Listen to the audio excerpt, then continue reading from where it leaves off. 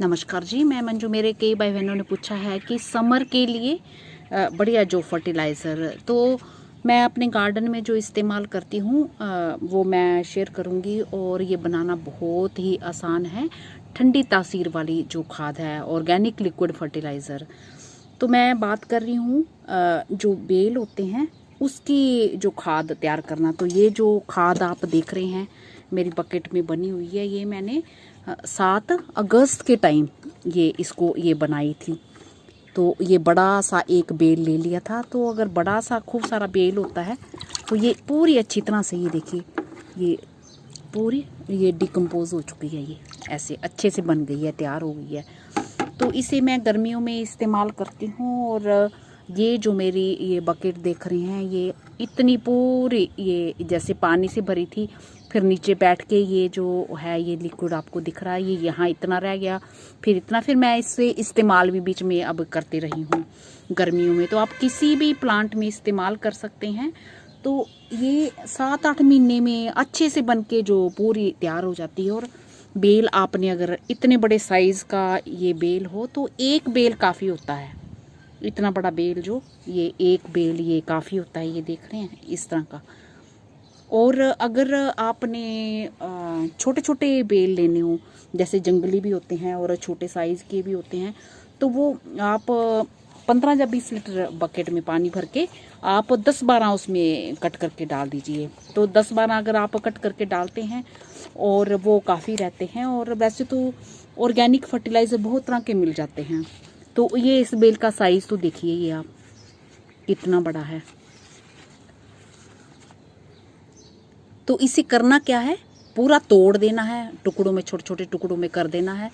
और चाहे अध पक्का हो, चाहे थोड़ा थोड़ा कच्चा सा हो, वो भी ले सकते हैं।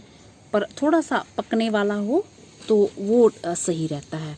तो लेके टुकड़ों में तोड़ के, अभी मैं इसलिए नहीं ये बना रही हूँ क्योंकि ये मेरे पास अभी ये बनी पड़ी है। तो इस तरह के टुकड़े कर लेने हैं, पल्प इसका सारा इसमें बना देना है। तो ये देखिए 7 अगस्त को बनाई थी। तो इसके जो बाकी तो सब हिस्से ये इसके सड़ गल गए हैं, पूरे अच्छे से तैयार हो गई है, डिकम्पोज हो गई है। पर ये जो ये बाहर के जो ये इसके स्टोन एप्पल के जो रहता है ना, ये सख्त वाला हिस्सा, तो ये अभी वैसे का वैसा है। बाकी पल्प जो पूरी तरह से अच्छे से ये हो गया है। तो हम इसे 15 दिन भी पानी में भिगो के इस्तेमाल कर सकते हैं। और 15 से लेके 1 महीने में भी कर सकते हैं। 1 महीने के आसपास कुछ ज़्यादा दिन होने लगते हैं तो इसमें डिकम्पोज करने वाले जो कीड़े होते हैं वाइट कलर के, अपने आप ही तैयार हो जाते हैं। और उस टाइम जब वो ये प्रोसीजर चल रहा होता है, डिकम्पोज होने का प्रोसीजर चल रहा होता है, तो बहुत स्मेल आती है ऐसी।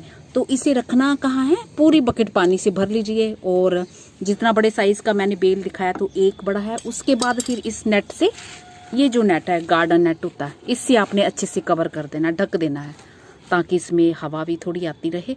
और जिन्ने के अंदर, मैंने तो जिन्ने के अंदर साइड में डोर के अंदर रख दिया था, ताकि बहुत ज़्यादा गर्मी से बाहर इसका जो पानी सूखे नहीं। तो इसे फिर मैंने कर दिया था। बीच बीच में मैं इसे कुछ कुछ दिनों बाद हिलाती भी रही हूँ। और 1 महीने तक तो मैंने देखा कि कीड़े तैयार नहीं होते हैं। उसके बाद ही इसमें जो तैयार हुए थे। और फिर भयंकर जो मैंने बताया ना, इसमें स्मेल आती है। और उसी जगह पे रखना है जहाँ आपका ज़्यादा आना जाना ना हो, और बस इससे कवर करके रखो। तो अब जब ये बन जाती है पूरी, तो मई महीने से इसे मैंने इस्तेमाल में लाना शुरू कर दिया है।